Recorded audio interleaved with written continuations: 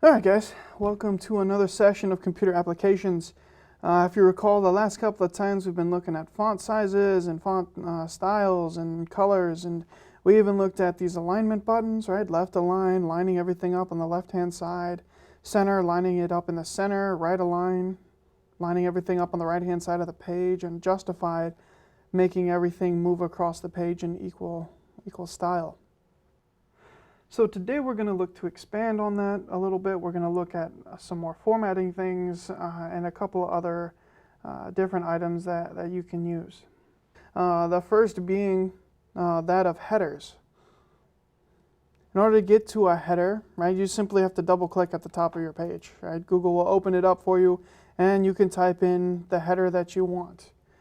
If for some reason you can't get to it or it's not working for you, you also have the ability that you can go into the insert menu and you've got your header and footers there as well. You got the keyboard shortcuts that you can use if you want to, or you can just simply click on it and it'll jump down to wherever you want, to your header or your footer. To get your header to work correctly, I would suggest that you put at least 2 lines of space in there for when you're printing. Right? Remember we talked about margins and how margins dictate, what's around your page. And I said to be careful with them because sometimes you can get outside of an area that your printer can actually use. It's the same for your headers. If your header starts at the very top of the page, whatever you type in your header might not print when you actually go to print it off. So make sure that you have those couple of lines of space in there so that the printer will actually work for you. Now, the other one that we're going to look at is this number to list button. Right, and numbered lists work real simple, real easy. You simply just click the numbered list button and it'll generate one for you. You can click this little arrow and you see you've got different things that you can do, different styles, things that you can work with there. If you notice, I've already got one kind of started down here. But to kind of give you an overview, let's go ahead and look at Lincoln's third paragraph here, right? So he talks about things in a larger sense.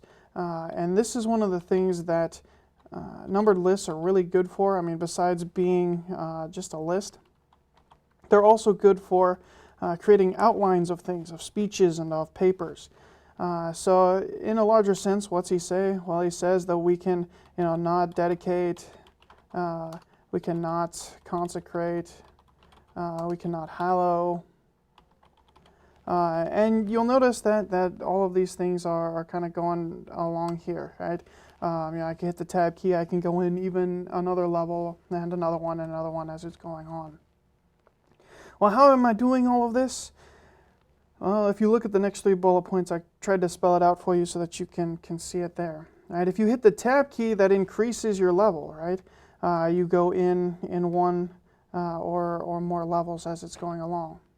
If you hold down the Shift key and hit the tab key, right, you go back up, right, and you can go all the way back to the side there. And then simply hitting Enter will get you your next item in the list as you saw going along there.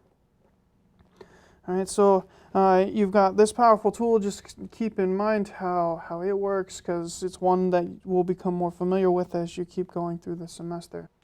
So in addition to using numbered lists, we're also going to look at the different formatting buttons up here. So this should be fairly straightforward, right? You've got bold, which makes your text bold, right? You've got italics, which makes it slanted. You've got underlined, which underlines things. You can find those quick and easy there. You can also find them on the Format menu, which is where we're going to spend most of the rest of our time today.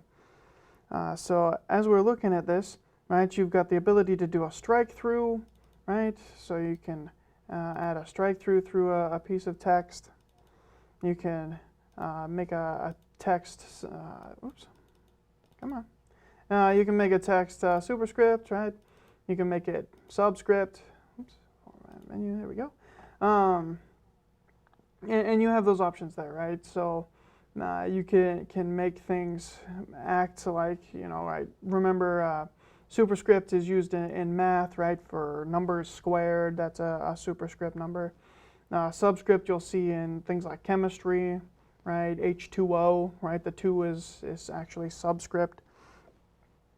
So you have those formatting things there as well. Also with today's project, you remember I talked about this highlight menu when we were looking at text color. All right, if you click on highlight, you see pretty much the same palette that you've come to know and love as you've been picking colors. The same custom palette where you can select your own if you want. And highlighting, as you can tell, now I have a purple highlight across my letters. So these will be the things that you're going to be looking at in today's project as you're working through with all of those. So I'll go ahead and let you get started on all of that.